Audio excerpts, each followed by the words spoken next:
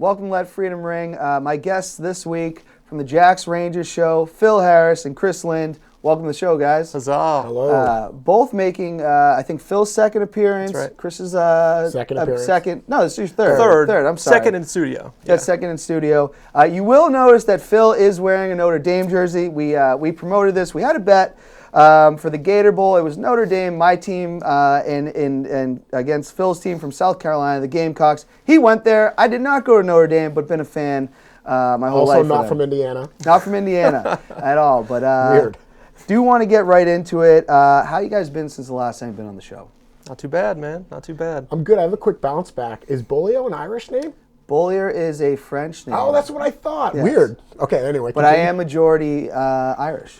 Oh, okay. Believe all right. it or not. All right. The Ryan family came from Ireland over. That's my mom's side. Okay. So All right, we all did right. look it up, though. We're very proud of our French heritage. No, as that's, a yeah, family. I'm French as well, yeah. so not to disparage the French. I just want to know Notre Dame Irish, not from Indiana. Didn't go there. We're going to get into that for sure. Yeah, I'm setting the stage a little bit. But yeah, no, how's things going with the shows, guys, and everything? You know? Excellent. We've surpassed 500 subscribers, or followers rather, on Instagram. Nice. Yeah, getting close to 100 subscribers on YouTube, slowly but surely. It's going really well. I'm excited about it. Yeah, I've had some fire guests on recently. Yeah, we're Some definitely elusive gonna, ones as well. We're definitely going to talk about that. Yeah. I have to say, though, what's it like collaborating together, not just with Chris, but like everybody that you introduce on that show? Yeah, I mean, you've been on it as well, helping us out. So what we like to do is it's not just my show. Like I'm behind the scenes making everything happen, but we want to have more voices and diverse voices. Like Bozo here is what we call him on the show. He's kind of ridiculous and outrageous a little bit to a certain extent. We've got another guy, Dave, who's been with me since the very beginning. Very analytical mind. Really takes a coach's approach to everything that he analyzes. And we got another guy that helps us out by the name of David. Never played the game before, fell in love with it a couple years ago, and he does his own podcast called the Scrum of the Earth podcast, and he covers global rugby. He literally watches every single game, professional game, on TV for an entire weekend. So he just absolutely loves it. I think everybody brings a different style to their analyticist role on the team or on the show, and I think it's worked out really well. Yeah, no, I think it's a very entertaining show. So I can't say this on Merrimack TV, but I would say if you want to check out the Jacks Rangers show, that's what you put in on YouTube. Mm-hmm. If you hit the button and you want to, you can do that.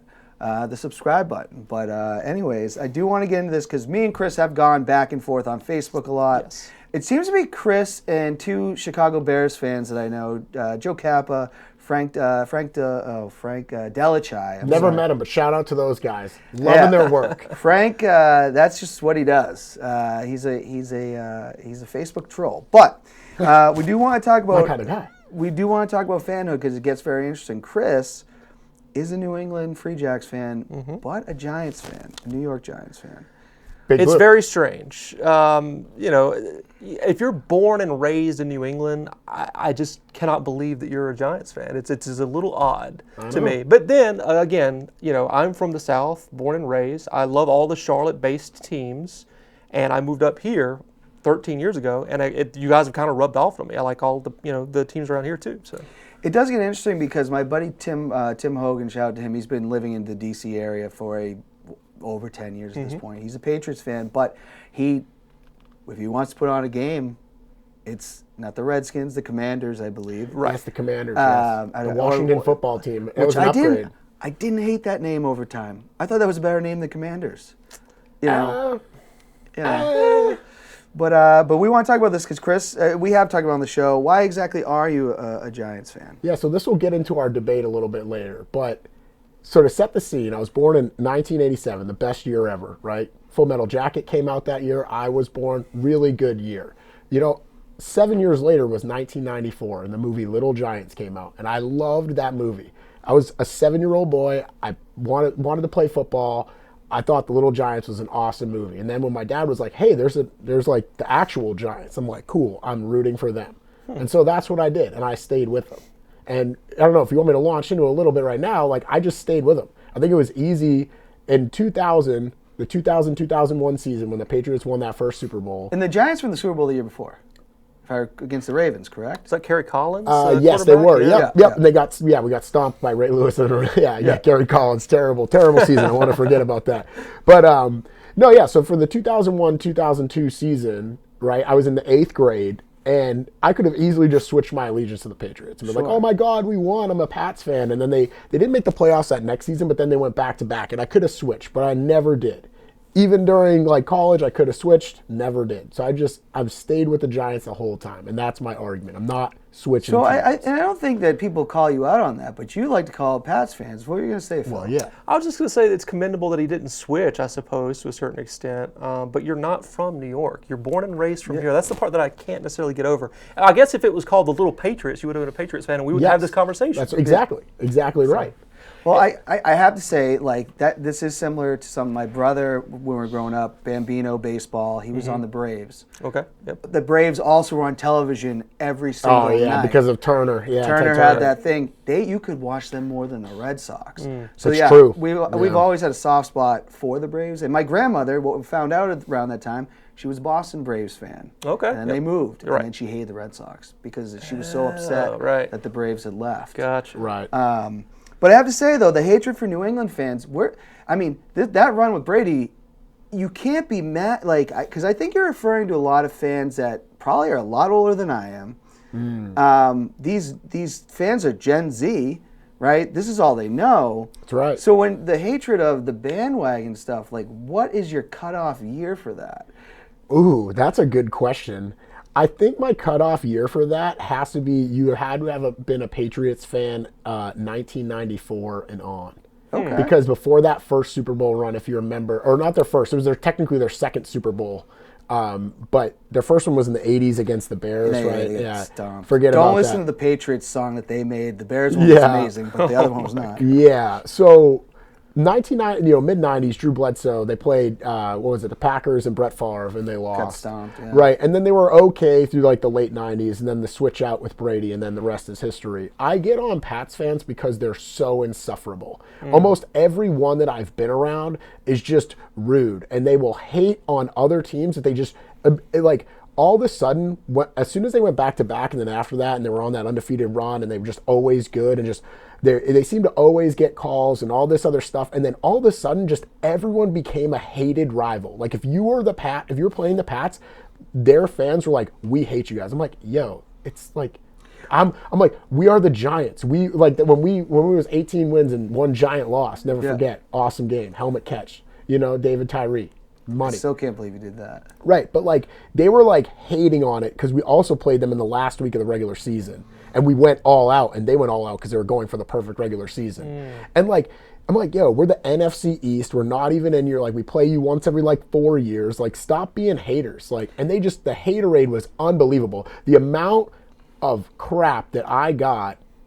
Because I was in college, I was a sophomore in college. The amount of crap that I got because we couldn't break that the unbeaten run, and then when we circled back in the Super Bowl, I was dancing on their graves. Yeah, but do you think though your perspective is different because you live in an area that is predominantly surrounded by Patriots fans? Yep. I mean, there's only 2 other fan bases that I find more insufferable than the New England Patriots, and that's Cowboys, the right? Philadelphia Eagles, number 1. Okay. I wish I could say it, but the thing is the Cowboys is just cringe, so I think it's worse. We them boys, it's we know. Living off VHSs and Yes, stuff like exactly. Yeah, they're so bad. 1990s, Yeah. So, and I don't mind the Washington Commanders. Yeah. I don't mind them. But it's again, I only attach the rivalries to those 3 teams. There are no other rivals for the Giants for me. I will say that sometimes these two arguing over this sort of stuff feels like mommy and daddy arguing at the dinner table, and I'm just over here Well, who was the second guy you said was an internet troll? Frank Delichai. Yeah, so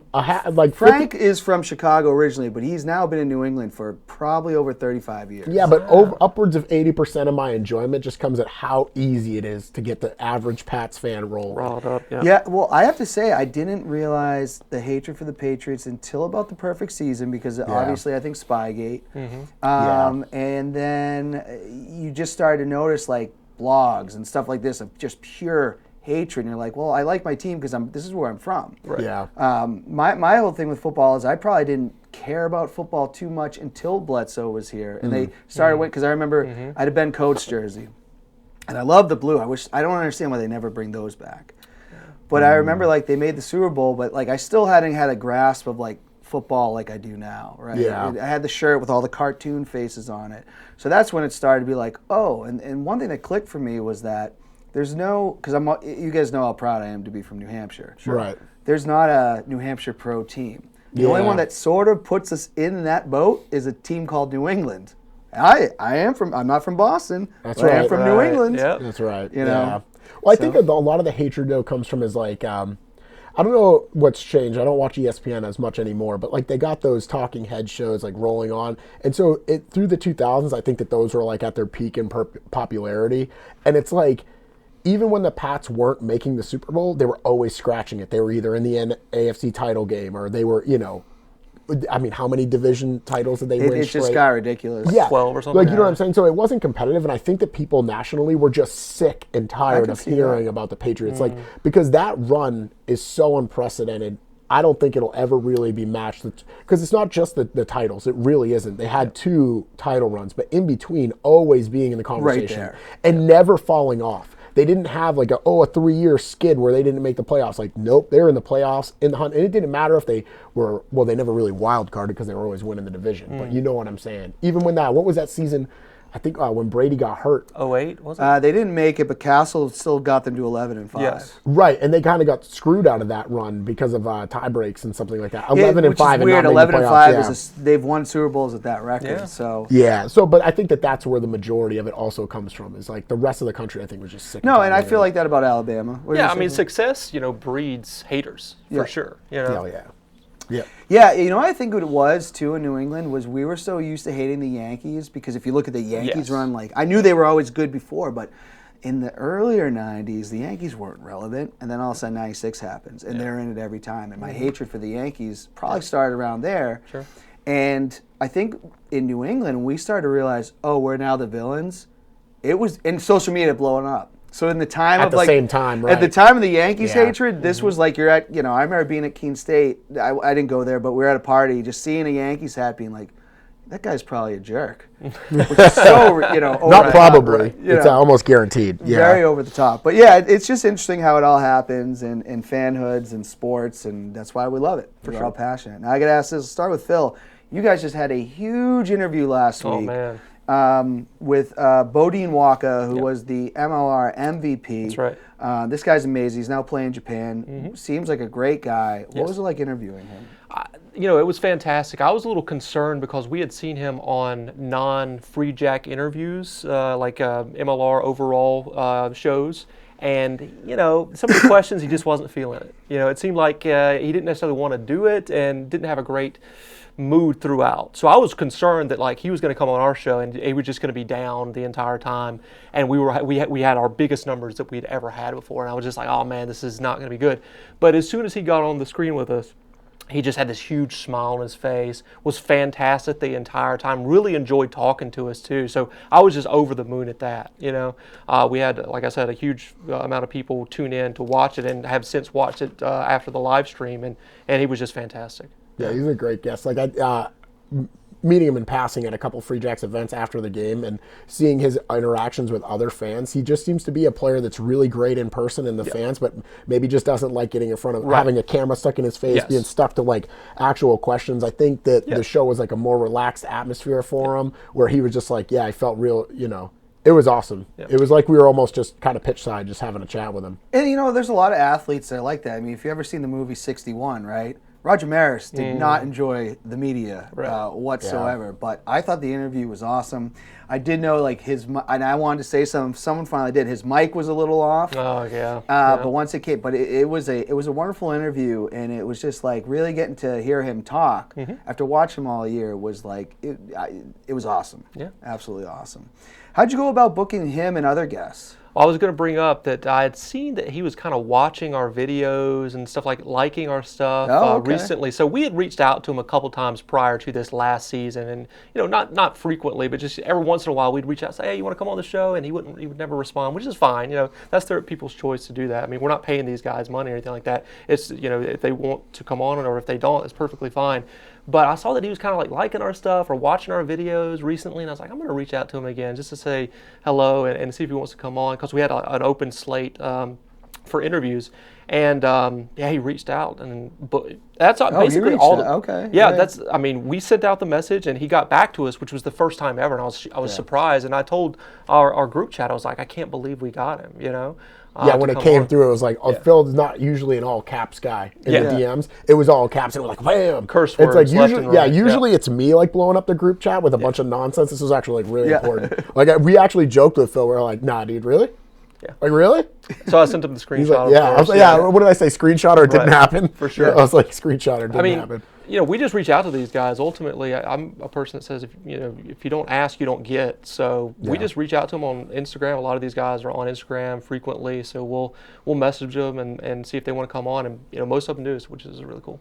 No, super cool. Do you have any other favorite? I'm assuming at this point this might be one of your top favorite episodes. Is there other ones that you really have been like, that was awesome? I always tell people that one of my favorites was very, very early on was Christy Kershey, who is a USA Sevens Olympian for Rugby Sevens, came on the show. She's from the Boston area, and I thought that really legitimized what we do. I mean, mostly we just have Free Jacks, either staff, the owners on, general manager, or players, but to have an Olympian come on the show, I thought that was just amazing, and she was fantastic. I had a huge smile on my face the entire time because she was just so fun during the interview. I think that was one of my favorites. Awesome. Anything that you've been on, Chris? I was thinking about this, and I think one of the most enjoyable interviews to me is when we picked up Holden Younger out of like nowhere. We came to learn that it wasn't out of nowhere. So when we picked up him, I thought he was it was really cool to interview him. And then I got to meet him in person coaching with the Junior Jacks under 18. Oh, okay. Yeah, I got to go down there and help out with a little bit. And so some of the players were helping out. And he was there, and he was like, hey. And then he like went to shake my hand, and then he realized like, oh, hey, you're the guy from the – what are you doing here? So that was kind of cool to catch up with him afterwards. Yeah, he's a very cool guy. Awesome. So. Now, what should we expect? MLR now, the Giltinis are gone. Yep. Thank God. The Chicago Hounds are now in. What should we expect in the upcoming season? Not only just, obviously we want to talk about the Free Jacks, but just MLR in general. AG is also gone from Austin. Same owner, got caught allegedly cooking the books a little bit with their salary cap, and ultimately he didn't want to play ball with the league, and ultimately had to sell the teams, but they couldn't find buyers. So both LA and Austin are no longer with us in the MLR. In their place comes Chicago Hounds, and a lot of their players have been dispersed to Chicago, so they should be potential favorites to win the whole thing, which is odd to say for an expansion team. Yeah. But overall, I think MLR, we're 6 seasons into this thing, so it's really settled down and established itself as an excellent league. There's 12 teams at this point, nice solid number, right? So it's super exciting. Yeah, I think it could be chaotic this year. Okay. I think the teams that you expect to do well may not. I think there finally might be some power shift breaks, like where you're like, hey, like Seattle's kind of always been in there in the hunt, as they say out there in Seattle. They might fall off, but it's really hard to tell because especially with this league being so young, like our Free Jacks, we actually are probably one of the bastions of stability in the league, where we're bringing back core group, coaches, stuff like that. Not all the other teams can say that. And then there's been recently an invasion of players from the National Provincial Championship out in New Zealand. They play off schedule to MLR, so it's basically they play that league a couple months, they can come over here, do the whole preseason and everything, 6 months, then still get a couple months and then go back and play that and stuff like that. So it's going to be really hard to do the paper math and be like, these are the teams to watch. We're going to have to actually watch. I think it's going to probably be till like week 4 where you find out who's going to be, and that's what's exciting about the league. So that's what I think. There might be a little bit of chaos at the beginning. I would say that Free Jacks, unfortunately, New York, and then New Jersey, right? So well, they're playing in New York now, so we're actually going they? by their official name. What is it? New York Ironworkers Professional Rugby Football Club. That's right. There you go. Okay, that's So I would say Free Jacks and New York out east are definitely, with NOLA being probably could be very strong as well, and then who knows. And then out west, I really think it's anybody's game. Yeah. All the social media, it's been hard to tell. Some teams have just released San Diego might be good. Yeah. But you never know. So I'm pretty excited because that's also like week to week, you're excited and intrigued, like who's going to who's going to be up. We released our way too early predictions about this sort of stuff, but ultimately we don't know. I mean, a lot of people have given us a little bit of crap about DC because DC has really gotten better, but this is a team that won 3 games last year, so we kind of want to put them at the bottom of our potential regular season standings just because what happened last year. We're so fixated on what we have seen and not what we may see in the future, so the predictions could be completely wrong. Yeah. And you see that, and that's a lot like the NFL. A lot of times where you're like teams that weren't in the playoffs the year before are in there. And did I read this right? Miami might be getting a team at some point. Yeah. So Miami could be the next expansion team to be announced sometime very soon. They already have a Instagram out there. They've got the logo set up, and I think some sort of Spanish news outlet, because I think the potential owner is Argentinian. So some sort of Argentinian news outlet kind of got the scoop on it and released it, and some people that follow MLR picked up on that. So it could be potentially Miami Sharks. Oh, wow. Yeah, next year. Oh, yeah, that's right. Another Sharks. Another Sale Sharks. That would be 3 yeah. professional teams, obviously dispersed throughout the world. Right. One in South Africa, one in England, and now one in the USA. Yeah, Sharks in the URC, which is like South Africa and the old Celtic League nations. They play that, and then the Sale Sharks in the Prem. And then now the Miami Sharks. I hope that Austin comes back too when they combine those teams, just so we have one more out west to balance it out. I really think the city of Austin deserves that team. Sure, I think LA also should have a team. I mean, you can't have a legitimate league in this country without an LA team. I mean, it's a huge market. Yeah, isn't it? It's like New York's the biggest market, and then LA, and then Chicago. So. Because LA had lost, pro football. Well, now at this point they've got 2 there. They've lost one, they gained it back, and now they have 2, right? Yeah. It's been because California's like fluctuated, and finally the Raiders left altogether. But if you were to try to sell somebody going into this season on the Free Jacks, people watching the show might not know a lot about the New England Free Jacks. How should we get people in those stands, and what's a good selling point there? Well, I think Austin did, not a lot of things right, but they did have one really good motto. If you love football, if you like football, you're going to love rugby. So it's very fast-paced, a lot of hitting, a lot of physicality is involved for sure. Other than that, I would just say that the Free Jacks are an excellent organization to get behind. I mean, if you like football, like I said, you'll love rugby. So the team in New England is fantastic, excellent competitive team. But not only that, like they built themselves on the whole mindset of New Englanders, where it's gritty, it's resilient. All the players. If you come to New England, you're expected to have those type of mentalities on the field. That's the type of team that they've created. So I think that's something worth getting behind for sure. Yeah, and I think they've also worked on the match day experience, the value for what you get for a ticket. I forget what the tickets are. I don't even pay attention because it's not much. It's not much. It might be like comparatively. 25, 30 at the 5 at the most. But it's easy to park at the game. It's easy to walk into the stadium. Unless it's the playoffs. That was tough. You got to get there. If That's they have a true. playoff game, get there early. Well, and so it might actually be like that for this season too, because I think that as far as fan bases, the Free Jacks were probably the strongest fan base in the league. Oh, for sure, yeah. It's very exciting, but there's stuff to do for everybody. It's really affordable. Like, I don't know, with inflation, it might go up to $6 cans of beer, but last year, it was $5 for a beer. Like you can't get that at the Red Sox. You can't get it at the Patriots. We're talking about $15, right? So they want things to be affordable. They really appreciate the family-friendly atmosphere because that's going to get people through the gate. It's a fun time. Rugby is fun. So they really exemplify that. Their whole mantra is hardworking, humble, and fun. Yeah. And you're going to experience that fun aspect at the grounds there in Quincy because they focus on that so much. And you had touched on it earlier about like the intimacy too with like the players. Like you get close to like this sport. Like, after the matches, the fans just stack along the gate, and the whole team. It's not just like 1 or 2 guys. Like the whole team is coming down. They're all giving high fives. If you spring for the suites, any of the non-dress players, some of the owners and stuff like that, like I forget the guy that is also part owner of our deranged cousins down there. Oh yeah, Eric. Eric Anderson. Great guy. But I brought my infant daughter, so we had to go to the suites. We couldn't be in the rowdy section, unfortunately. That's where I like to hang out. Yeah. But we were in the suites over there, and like he was just walking around saying hello to everybody. He stopped and talked to us for like 3 minutes. It's just really cool. overall. I don't think you can get that for that kind of value at like Celtics or Bruins or. And I was just going to say the player access, you don't experience that at other professional places around here. No. Absolutely not. I mean, it's got that minor league feel where you can just walk up to players and talk to them and they'll talk to you. These guys are not millionaires. And playing rugby is one of those things where divas and stuff like that just weeds itself out early on when they're young. You have to play as a team. No one player is greater than the whole unit. It's just one of those things that just, there's not a lot of jerks in rugby. You know? They literally walk, so right when you come through the gate, there's this huge little like player and like VIP parking, right? That's like staff and players and stuff only. And they open up these like stanchions or whatever, and the whole team literally just walks like right through the fan area, right through the concessions area, and then they open up the gate and they like walk right on the field. But it's not like they're lined with like staff or like security. They come around and like, hey, what's going on? Yeah, man, hey, you know what I mean? Like getting on the field. I mean, they make a quick walk about it. They're not mulling around because they're getting pregame. But like, if you want to high five, it's pretty cool.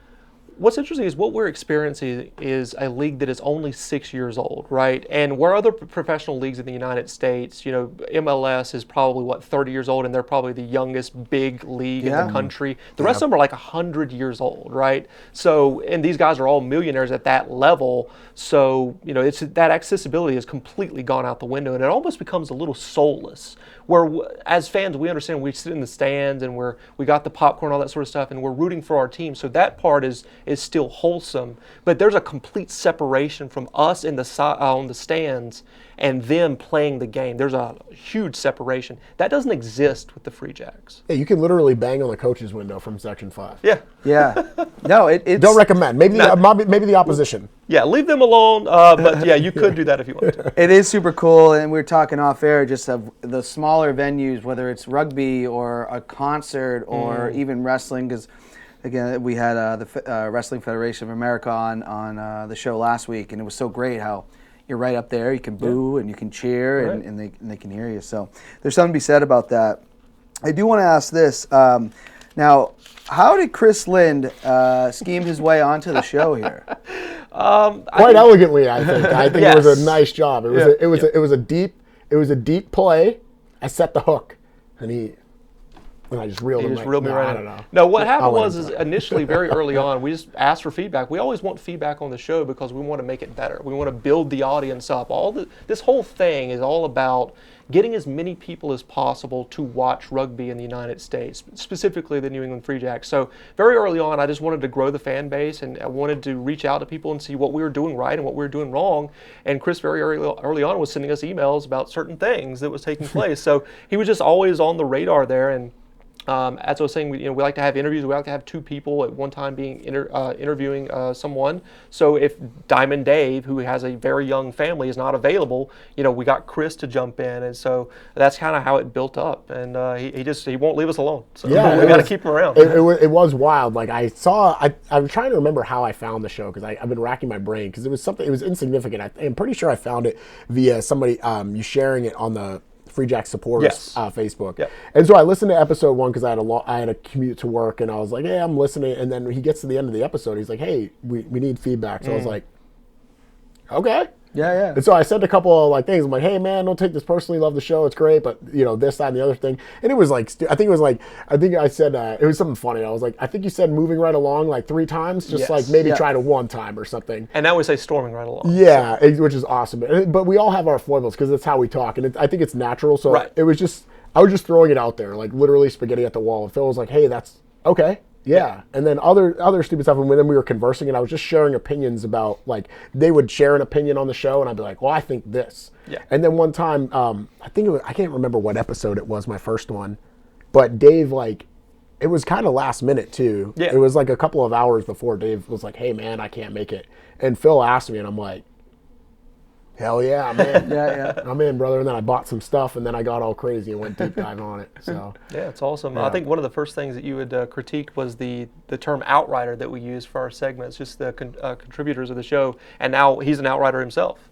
So there you go. Yeah, there's always stuff. I know that even if you ever watch my shows, and I know this, but I I might even just put it on a T-shirt. Sometimes when something says awesome, and you know, Yeah. But now I just go, yeah, that's just part of my. Yeah, my it makes you shtick, your sure. character, though. Yeah. And that's what's awesome about it. That's what I think is cool. It's like, and again, it was just like this harmless thing. I was sending it out. I didn't know if he'd actually reach back to me or whatever. And I hadn't met Phil at the time, and I was listening and whatever. And then I finally went to a match, and Phil was there. I was like, hey, man, you want a beer? He's like, yeah. Oh, yeah, he bought me a beer. So, I mean, Yeah. you know, you're in at that point, It's right? how sports brings people together. Absolutely. Yeah. You know? 100%. And I just love the organic nature of the show from the beginning. And I never had any designs or plans on being on it. And honestly, Phil, you know, for the record, now that we're here on video, Sure. Phil does like 99.5% of the work. Yeah. I'll just speak for my own end, but I just literally plug in. He gives me the date and the time, and he's like, hey, please send me some questions beforehand. And I do. But then we just like, and I think it was like this for the rest of us too. I know Dave does a lot of prep. Dave Sure, does a yep. lot of reading into it. And I have done that too. But I've only recently just started kind of doing those things. But I never had any designs of like being on the show. And it's just been a wild ride ever since. And I'm very happy he gave me that shot. Yeah. So I shot my shot. No, the show is wonderful. Again, if you just look at it, it's just Jack's Rangers Show on Instagram, Facebook, YouTube, Twitter, So, yeah. Twitter. Yeah. I try to stay. I avoid Twitter a little bit, especially. It's a swamp sometimes, but I will tell you this: the rugby community is super friendly. Yeah. It just Super depends on what friendly. threads you're following. Yeah. Well, we're gonna get into one here, just speaking of Twitter, and then Sure. Phil might know more about this, but I think you'll have a good take on this because I want to address this on the show. I was off air. Justin had to go film some school board stuff, but he was interested in the segment himself. It was reported on Twitter, and this blew up, that WWE was sold to the Saudi government. Or a group associated with them, and people were losing their minds. I was on a show last night to discuss this. Now we're getting to the point where this deal might not be done. Vince McMahon's getting sued by his shareholders. What would you guys have a take on? Now, I know that wrestling isn't it's a sports entertainment. Sure. But the WWE is a great American company. Yeah.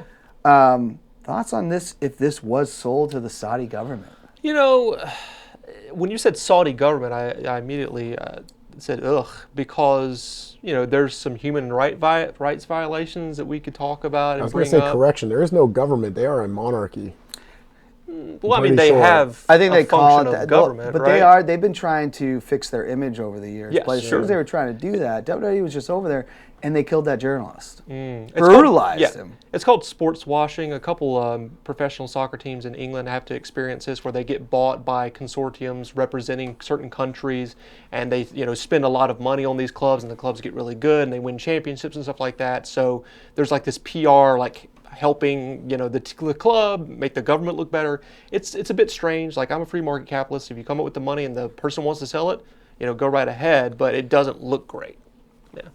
That's definitely true. What do you think of that potential? The Saudis are the big geopolitical thing that nobody really wants to touch. It's kind of funny. I won't go into politics too deeply or geopolitics too deeply into this stuff, but Phil already kind of alluded to it. The Saudi government is one of our strongest allies, and recently too, with oil and all this other stuff, and because they're pretty much run OPEC, they've flexed on us a little bit like that. So and just the way they do business and the way we do business with them, I mean, you're talking about future of the planet type stuff. So I'm not a big fan. They have enough money.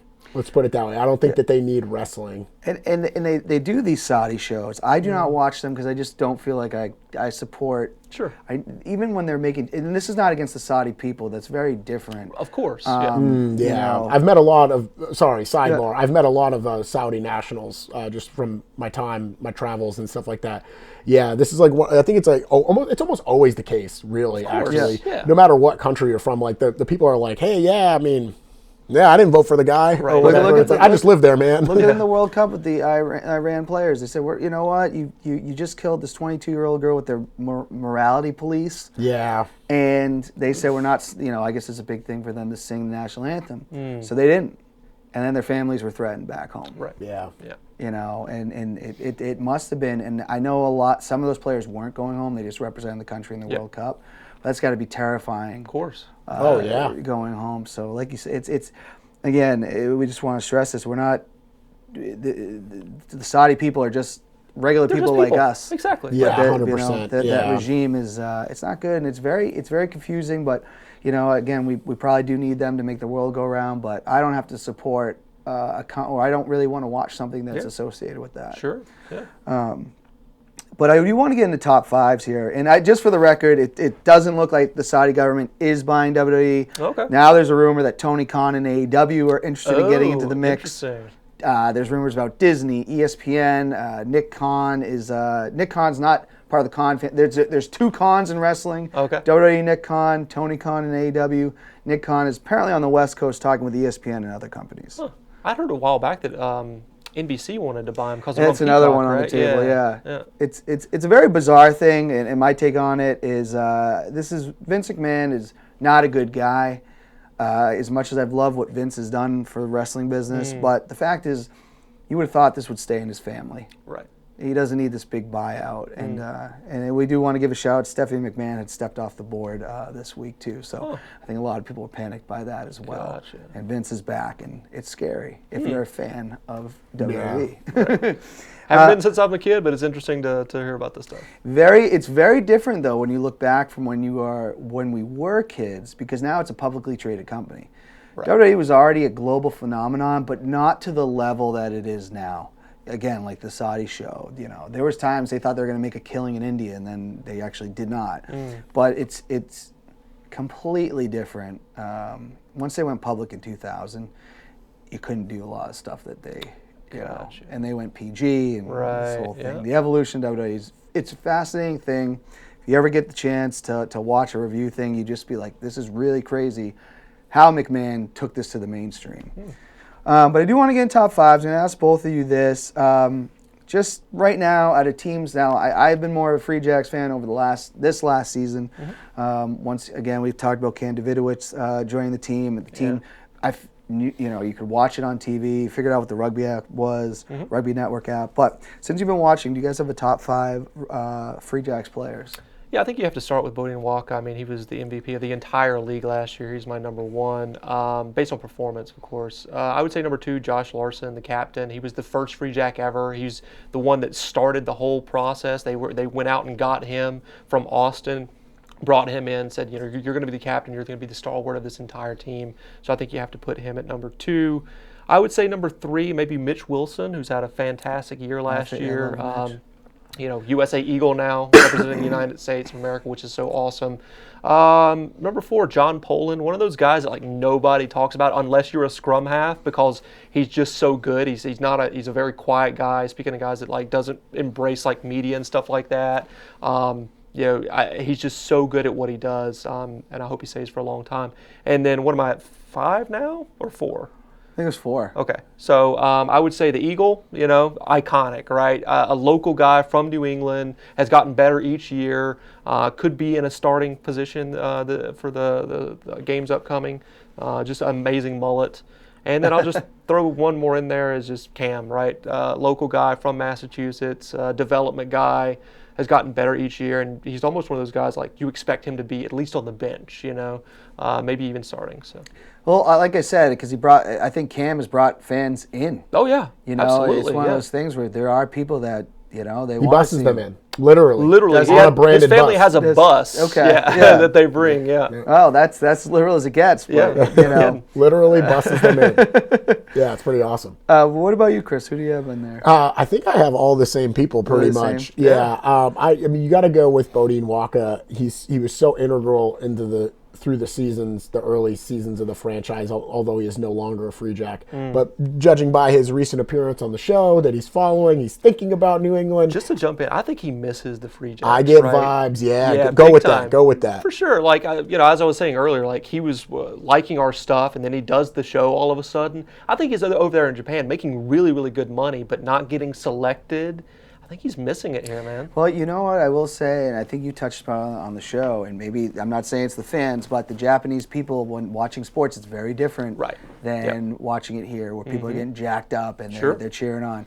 my guess is in Japan it's pretty quiet with a little bit of clapping. Yeah, during I would the games. imagine. I don't know for sure. I don't have the experience of watching. I mean, just watch New Japan Pro Wrestling. Yep. I know wrestling's not, but it's the same thing where it's like they ooh and they ah and they do some cheering, but it's not as. It's kind of like Pride Fighting Championships when you watch it, the old Pride Fighting Championships in the UFC. It's like when they're over there in the ring, it's like not as rowdy. You can, I mean, even though it's hard to tell, right, when you're watching through TV, but you can definitely tell in the UFC, like the whole stadium like goes nuts and stuff. It's a very respectful culture. I mean, you go over there, you got to take it's just you don't even say anything. You take your shoes off, you know. So I could see that. I mean, not that there's anything wrong. I think I've known people that have stayed in Japan for long periods of time. They loved it, but there is something about the roar of the crowd.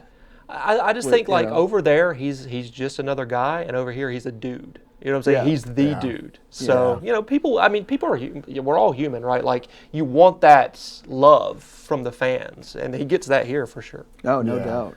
So number 2. No, that was a good sidebar. I like that sidebar. But I'm on number 2, right? Yeah, number 2. And in no particular order, I got to go with the Eagle as well. Like this is a guy, you know, raised in Connecticut, played at Bishop Hendricken for high school. So if you know anything about the New England high school scene, they've always been a strong. That's big in Connecticut because Patassi played in high school in Connecticut. Yes. Well, Hendricken is technically in Rhode Island. It's a Catholic school. Gotcha. I don't know how he made that jump.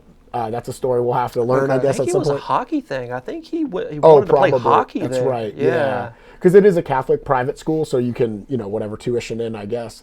But, you know, then he comes through and he goes to St. Bonaventure, also still, well, it's in New York, but, you know, still local to this area, comes out. I think he graduated college like the year the Free Jacks were playing in that Cara Cup, so he starts scratching, you know, knocking at the door. And he's literally played right through to the you know, to now.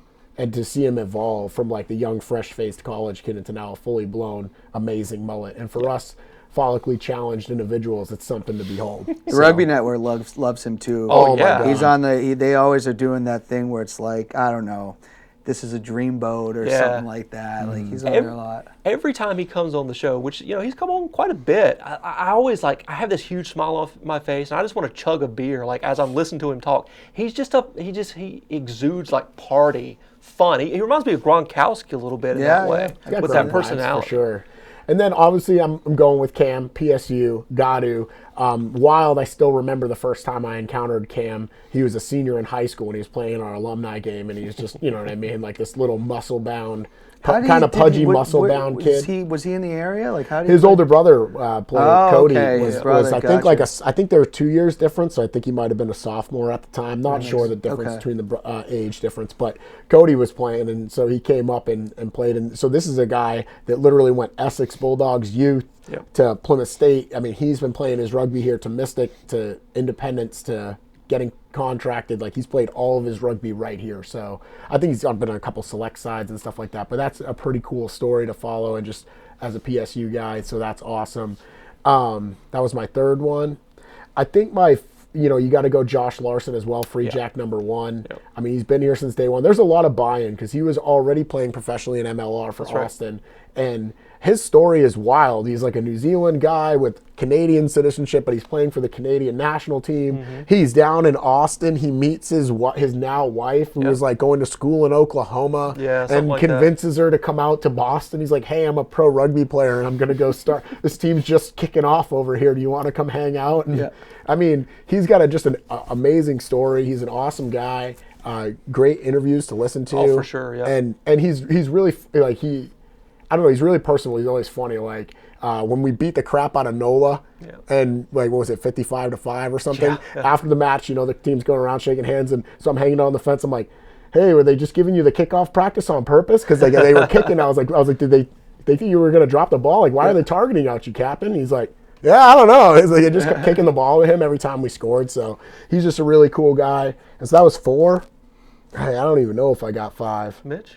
Oh yeah, triple nickel. Yeah, Mitch Wilson. I got like 50 nicknames. I went down. I was like looking like Magic Mitch Wilson, Iron Mitch Wilson, Madman Mitch Wilson. There's like a bunch of them. And Money. Money Mitch Wilson. Yeah. So it's been good. And watching him at the USA level, he's been a bright spot for sure. Because oh my God, how sore is that? It'd be nice if they could, get in, but I guess that's for another day.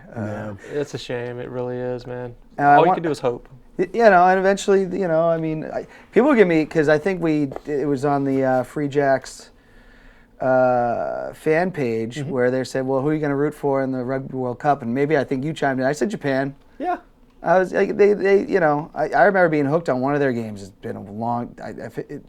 My buddy Jimmy used to order the World Cup, and you could go over. And I forget who Japan played, but it was such an exciting game. 2015. And they beat Yes, South Africa? it was South Africa. They beat them. Yeah. That was. I don't get to because I don't pay for it every time, but that was like the one I go. You know what? If U.S. Japan's my number 2. I don't think we'll ever miss again, though, because they're talking about restructuring and adding They're teams. gonna add Because teams, it's the first yeah. time there's never been a North American representative, and just I hate to say it like this, from a purely competitive standpoint, you can't leave North America out. Right. Especially when you're trying to grow the sport here. Now, that's on Canada and USA. We for didn't sure. qualify, Yeah. had every opportunity. But they're talking about adding teams, because actually that's also the story of how we missed last time. Yeah. So the last time we missed, there was only, I think, 16 teams.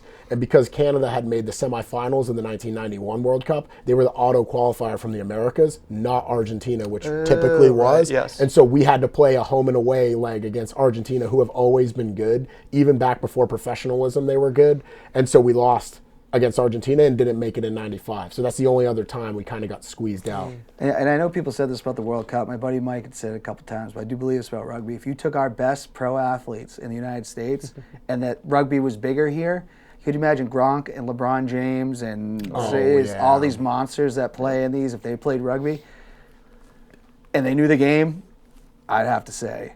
Yeah, we'd probably win, right? Like that's always that's the whole sleeping giant the talk. whole I've had sleeping enough of that. giant. They've been saying that for 20 years, man. It's really something else, man. USA Rugby, like, it's really dysfunctional at the top level, and that has a lot to do with not qualifying and stuff like that. It's not the players aren't good enough and stuff like that. Yeah. It's just.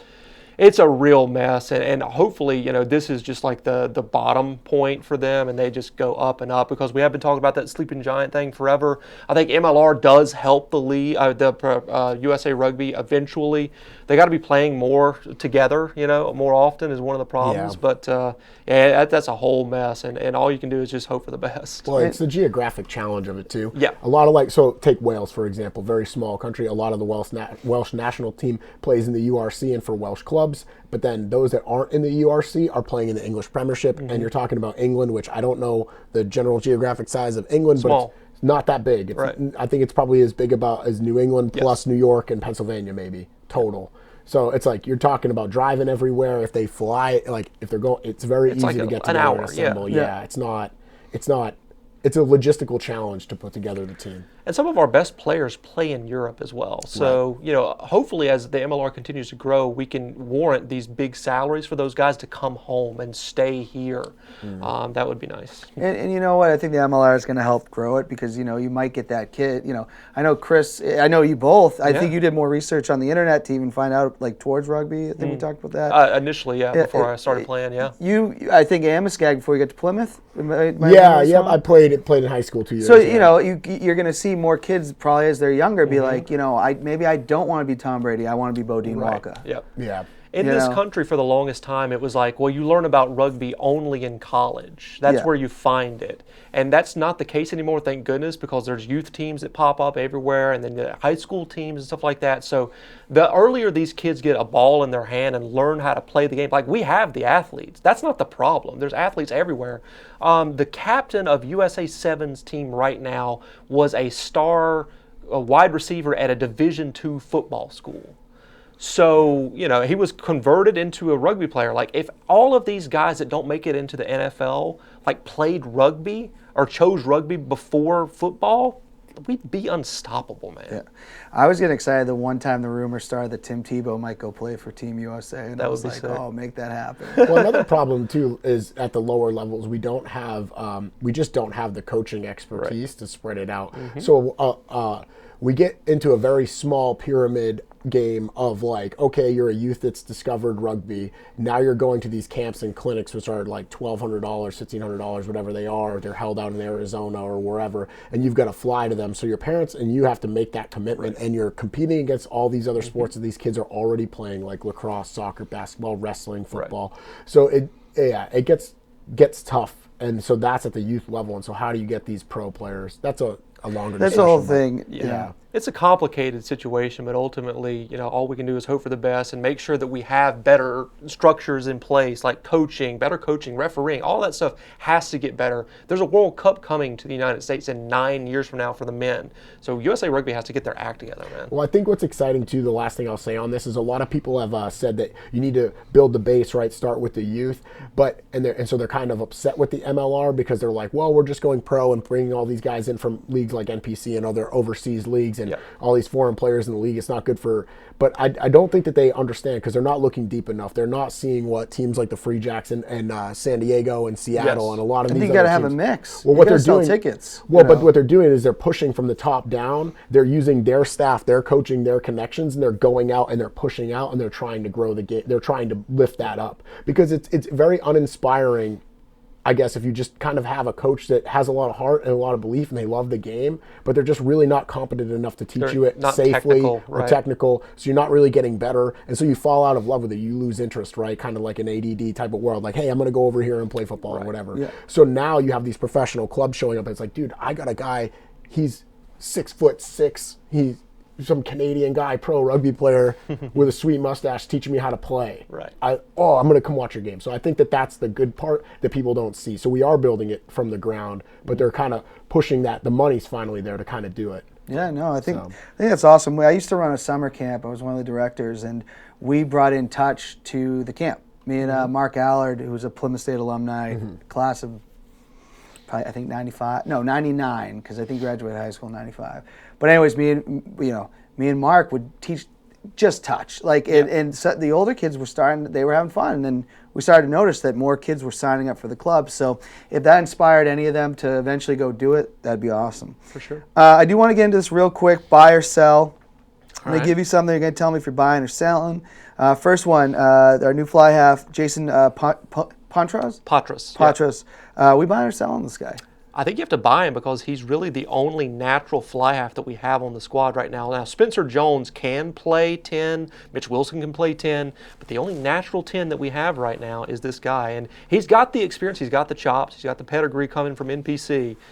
We just haven't seen him do it yet, but I believe that he'll get it done. Did Beaudein give a stamp of approval on the show? Yes, he kind of gave a joke. joke. He joked at him. He said he looked like he's 45 years old, but he can still play. Yeah. I mean, hey, listen, so one of the big things, a lot of people compare MLR to NPC. I finally watched a lot of NPC this year, and I've been listening carefully to those imported players from NPC that we've been getting. And one of the big differences they say is like MLR, that it's a little bit more physical, but just a little bit, but the game is slower. So they're playing at a faster pace over there. And this guy, Jason Patras, has been doing it for like a decade. Yes. At the fly half position in the NPC. Yep. And I mean, you're talking about All Blacks are in that league. Yes. You know what I mean? And Super Rugby players, they'll play there and then they'll go up and play on the international scale. So like he's been doing it against the very best in New Zealand for a very long time. So I have high expectations that he can tear it up in this league. I'm definitely buying. Yeah. All right, because you touched on this because you said a lot of the DC fans weren't loving this. You buying or selling Old Glory? Sell big time. I think they'll do better than 3 wins, but a lot of people are saying like they're giving us crap about picking them as last or the second to last in the East. I just don't see it. Like you're going to have to show me, man. Like if you win 3 games last year, I understand they're getting better players in, and they have to, right? Because you can't just stink up the league and expect people to show up. Yep. 45 minutes away from DC. They're in some middle of nowhere in Leesburg, Virginia. There you go. Boom. So yeah, I'm selling on them big time. I'm a soft sell on DC. I think that they could surprise. I wouldn't be totally shocked. I would be delightfully surprised if they're better. But do I think that they're top 3 in the East? I don't. I don't think that they've added enough firepower. I think, unfortunately for DC, with New England and New York being strong at the top, our deranged cousins, ATL, I think this is the year that they finally they're not kings of the South, and I think Nola knocks them off. For that third position. So I just think that DC's on the outside looking in. Where I think that their best case scenario is Atlanta falls further than we think, and they get ahead of them and Toronto. So that would be like the fourth spot. Yeah. That's, I think, their ceiling. Okay. So I'm a soft sell on Still DC. missing the playoffs in that scenario. Oh yeah, they ain't making it. Big one where this has been talked about all over social media. Chicago Hounds. We buying or selling that team?